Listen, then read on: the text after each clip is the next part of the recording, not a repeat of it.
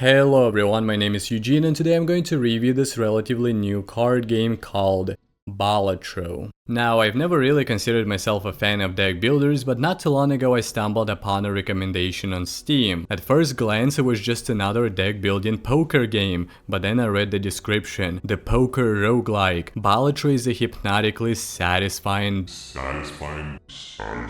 deck builder. So needless to say, I got curious and scrolled down to the review section. Most of the reviews already had over 50 hours on the game, even though it was relatively recent, saying how addictive and criminally fun the game was. So I decided to give it a try. 1 hour turned into 2, 2 into 3, and before I knew it, it was late into the night. Losing over and over and trying to hit that jackpot hand was incredibly satisfying. In fact, I quit the game multiple times after losing only to come back minutes later. I remember that night I even dreamed of playing poker. That's how addictive this game is. The next day, despite working on a Witcher 3 review, I looked forward to playing Balatro as a reward for hitting milestones in that video. Finally, I scored my winning hand after about 10 hours of play. I don't remember the last time I felt so satisfied with winning at a card game. It was great. So what exactly is Balatro? Balatro emerges as a refreshing addition to the world of roguelike deck building games, weaving together poker mechanics with roguelike elements to deliver an addictive and expertly crafted experience. Developed by Local Thunk and published by PlayStack, this title injects new life into the genre with its unique blend of strategy and chance. First, let's talk a bit about the gameplay. At its core, Balatro challenges players to navigate through rounds of poker-themed battles,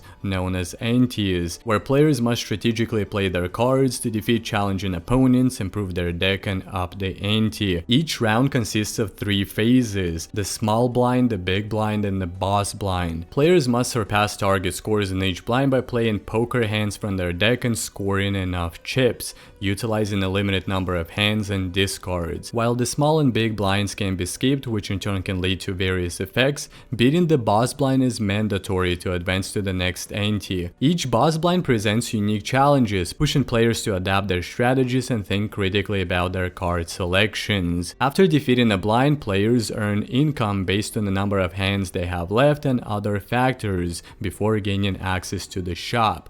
Here they can purchase items to improve their run. The game introduces a compelling twist with the inclusion of Joker cards, each offering passive effects that can turn the tide of battle. Additionally, tarot cards, which can be stored and used later, and planet cards, which are used to increase the scoring value of a particular hand. Players can also buy vouchers, one-time purchases, to enhance their chances of success by altering various aspects of the game. So what was the inspiration behind this little gem of a game? Balatro was born from the developer's fascination with the Cantonese card game Big 2 and a desire to infuse it with elements of roguelike gameplay. Over 2.5 years of development, Local Thunk meticulously crafted the game, consciously avoiding playing any of the other deck builders to avoid taking ideas from those games. The result is a finely tuned experience that balances strategy with accessibility, offering depth for seasoned players while remaining approachable to newcomers. Suffice to say, Balatro offers literally endless play value, with dozens of decks to unlock and multiple difficulty levels to conquer. Is just filled with endless possible combinations.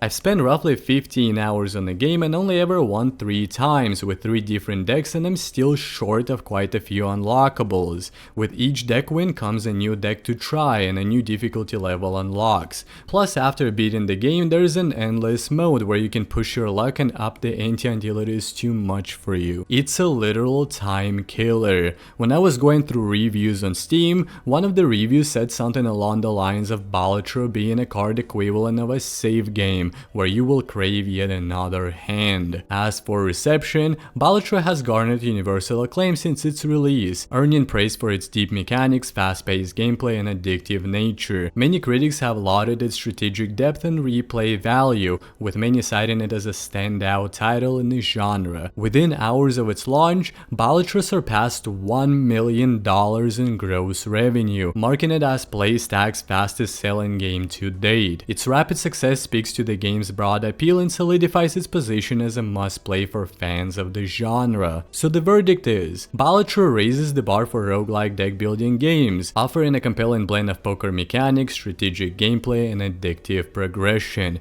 With its deep mechanics, smart design, and rapid success, it's clear that Balatro is not just a game, but a royal flush of game design and innovation. So, should you play it? If you are into deck building games or you like poker, then yes, absolutely. Just be mindful of the fact that it can be super addictive. So yeah guys, did you play Balatro? If so, what are your thoughts on it? Let us know in the comments. And if you like this review and would like to see more games reviewed or other gaming content, make sure you drop a like and subscribe. I would really appreciate it. And as always, thanks for watching. Stay tuned, stay strong. See you on the next one.